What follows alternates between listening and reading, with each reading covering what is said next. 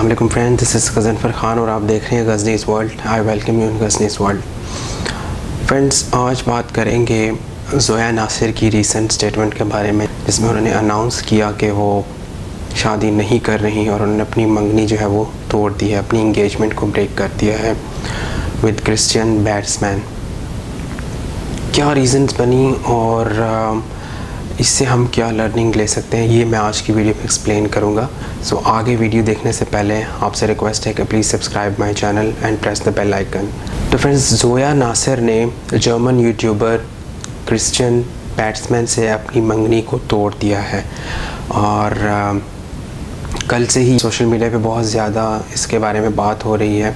ज़ोया ने अपनी कुछ रीज़न पुट की हैं। ज़ोया ने कहा है कि जो मेन रीज़न्स हैं वो यही है कि क्रिश्चियन बैट्समैन के पाकिस्तान, यहाँ के लोग, यहाँ के कल्चर और इस्लाम के बारे में उसकी जो अंडरस्टैंडिंग है, जो कि एक ख़ास सोच से जुड़ी हुई है, जो कि रियलिस्टिक नहीं है। इसको मैं ख़ुद अपनी एक्सप्लेनेशन में ये वर्ड ऐड कर रहा हूँ कि ये रियलिस्टिक नहीं, अनरियलिस्टिक अप्रोच थी क्रिश्चियन बैट्समैन की towards Islam, Pakistan and our culture. और यही रीज़न बनी कि ज़ोया नासिर को ये फ़ैसला करना पड़ा और अपनी मंगनी को ख़त्म करना पड़ा। तो ये पॉइंट्स थे जो ज़ोया ने शेयर किए, लेकिन जो ज़्यादा चीज़ जो समझ में आ रही है वो क्रिश्चियन बैट्समैन की अभी रिसेंट की इंस्टाग्राम पोस्ट है जो उन्होंने अपनी स्टोरी में शेयर की, और उसमें उन्होंने कुछ पॉइंट्स उठाए जो कि मैं वन बाय वन आपके साथ शेयर करूँगा और फिर उनको थोड़ा सा रिलेट करने की कोशिश करेंगे कि आया जो उन्होंने पॉइंट्स उठाए हैं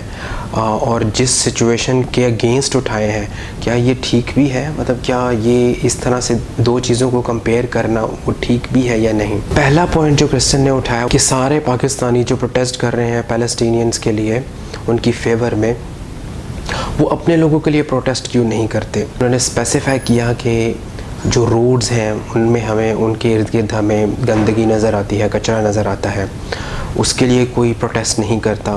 फिर इसी तरह से जो लो इनकम है, यानी पाकिस्तान में एक तबका ऐसा भी है जो कि बहुत ही, आप कह लें कि लो इनकम है, जिन और जो बहुत ज़्यादा सफ़र करता है, बड़ी मुश्किल से गुजारा करता है, तो उसकी तरफ उनका इशारा था। उनके लिए कोई प्रोटेस्ट क्यों नहीं करता। क्रिश्चियन ने सवाल उठाया कि अगर सोशल मीडिया इतना ही पावरफुल है और पाकिस्तानी जो कि सोशल मीडिया को बहुत ज़्यादा यूज़ करते हैं, बहुत ज़्यादा इन हैं, तो पुलिस और गवर्नमेंट में चेंजेस क्यों नहीं आई।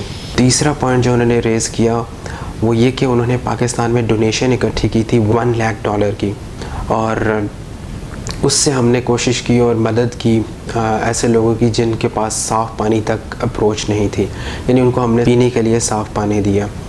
और साथ ही उन्होंने कहा कि लाखों लोग साफ़ पानी ना होने की वजह से भी मर जाते हैं, तो मीडिया क्यों उनको पोर्ट्रेट नहीं करता, क्यों शो नहीं करता अपनी न्यूज़ में, और इसी तरह से पाकिस्तानी उनके बारे में प्रोटेस्ट क्यों नहीं करते। तो ये कुछ पॉइंट्स थे जो उन्होंने शेयर किए। इनमें रियलिटी भी है, नो डाउट, और हमें इसको एक्सेप्ट करना चाहिए, लेकिन जिस तरह से वो इनको रिलेट कर रहे हैं एक ह्यूमन क्राइसिस के साथ, ये सब सोशल इश्यूज़ हैं और ये हमें हर सोसाइटी में नज़र आते हैं। इवन वेस्टर्न कंट्रीज़ में भी ये कहीं ना कहीं किसी न किसी सूरत में मौजूद हैं। वेस्ट पूरी तरह से इसको डिनाई नहीं करता, गरीब लोग वहाँ पर भी हैं, गंदगी वहाँ पर भी है, अनइक्वल डिस्ट्रीब्यूशन ऑफ वेल्थ कम है लेकिन है, वहाँ पे भी है। तो ये सोशल इश्यूज़ हैं, इनको सब कंट्रीज़ कोशिश करती हैं कि मिनिमम से मिनिमम रखें। तो सोशल इश्यूज़ को ह्यूमन ट्रेजेडी, ह्यूमन क्राइसिस के साथ इन्होंने रिलेट करने की कोशिश की है, जो कि बिल्कुल अनरियलिस्टिक है।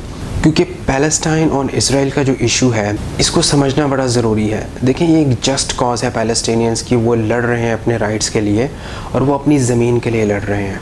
आप हिस्टोरिकली भी देखें और इवन अब तक अगर आकर देखें, ये जो अभी रीसेंट एपिसोड गया है, इसमें भी बहुत ही गिनी हुई कंट्री है, आप उंगलियों पे गिन सकते हैं उनको जिन्होंने इसराइल को सपोर्ट दी, वो भी पॉलिटिकल रीजंस की वजह से। Rest of the world 20-22 countries थी जो इसराइल के सपोर्ट में थी, रेस्ट ऑफ द वर्ल्ड सब पैलेस्टीनियंस को सपोर्ट कर रहा था, और वो मुस्लिम्स नहीं हैं सब के सब।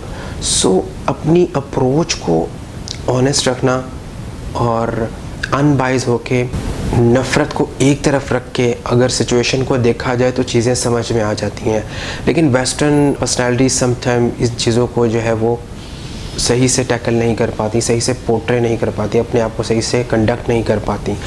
और जाहिर सी बात है ये ऐसी चीज़ है जिसके बारे में बोलना बहुत ज़रूरी है और इसीलिए लोगों ने बहुत ज़्यादा रिएक्ट किया।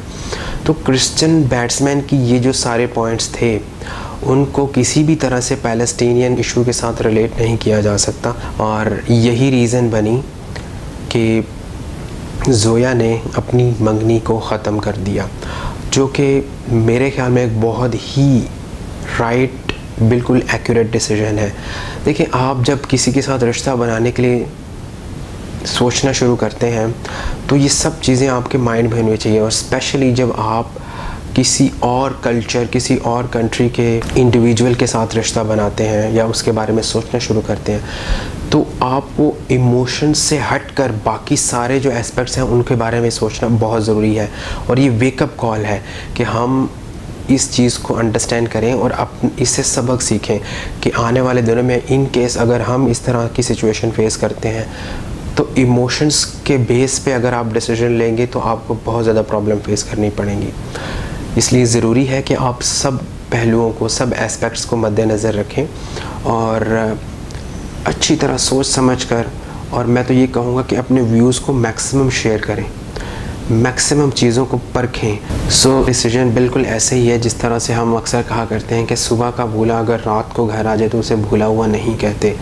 सो ये बहुत टाइमली डिसीजन लिया उन्होंने, क्योंकि अभी मंगनी हुई थी और अभी शादी करने जा रहे थे वो लोग। सो एक बंधन में बंधने से पहले ही चीज़ें क्लियर हो गई और एक इंसिडेंट की वजह से क्लियर हुई और इतनी बड़ी आगे मुश्किल से वो बच गई।